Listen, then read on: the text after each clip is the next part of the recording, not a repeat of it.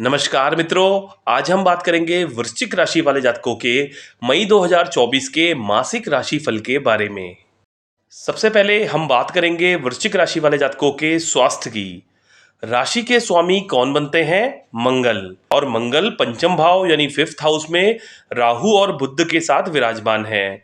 ऐसे में अंगारक दोष बन रहा है। ऐसे में मई के महीने में स्वास्थ्य से संबंधित कुछ समस्याएं आपको रह सकती हैं, जैसे पेट से संबंधित समस्या, त्वचा से संबंधित समस्या, और वृश्चिक राशि वाले जातकों के अंदर गुस्से की अधिकता भी मई के महीने में रह सकती है। अब हम बात करेंगे विद्यार्थियों के बारे में। पंचम भाव यानी फिफ्थ हाउस पढ़ाई का होता है और पंचम भाव के स्वामी बनते हैं देवगुरु बृहस्पति, जो कि सप्तम भाव यानी सेवंथ हाउस में बैठकर अपनी पंचम दृष्टि लग्न पर यानी फर्स्ट हाउस पर डाल रहे हैं। पढ़ाई यहाँ पर आपकी अच्छी रहेगी। मई के महीने में पढ़ाई को लेकर आप मेहनत भी करेंगे। साथ ही साथ सूर्य 14 मई तक छठे भाव में उच्च के होकर बैठे हैं। ऐसे में यदि 14 तारीख तक आपका कोई गवर्नमेंट एग्जाम है तो उसमें आपको सफलता मिल सकती है। बस यहाँ पर आपको एक बात पर ध्यान देने की आवश्यकता है, क्योंकि पंचम भाव में राहु भी विराजमान है, जो आपको भ्रमित कर सकते हैं। पढ़ाई के प्रति थोड़ा निराशा का भाव भी आपके मन में रह सकता है मई के महीने में। अब हम बात करेंगे प्रेम संबंध यानी लव रिलेशन के बारे में। पंचम भाव पढ़ाई के साथ साथ प्रेम संबंधों का भी होता है और पंचम भाव में मंगल विराजमान है। ऐसे में आपका फोकस अपने रिश्ते के प्रति अधिक रहेगा, लेकिन मंगल पराक्रम के कारक भी माने जाते हैं।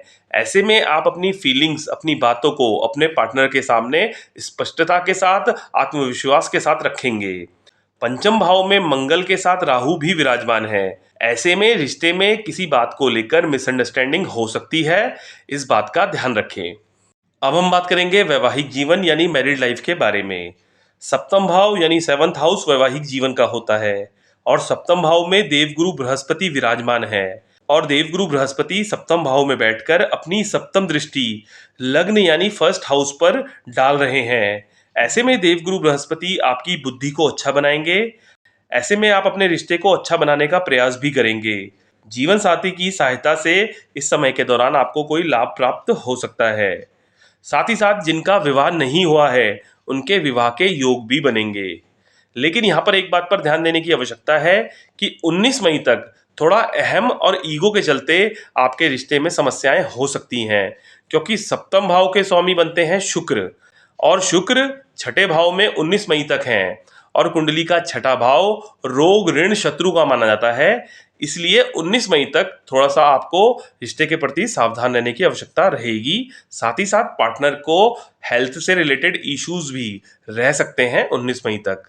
हालांकि देवगुरु बृहस्पति आपके रिश्ते को अच्छा बनाए रखेंगे, समस्याओं को बढ़ने नहीं देंगे। अब हम बात करेंगे कार्यक्षेत्र करियर के बारे में।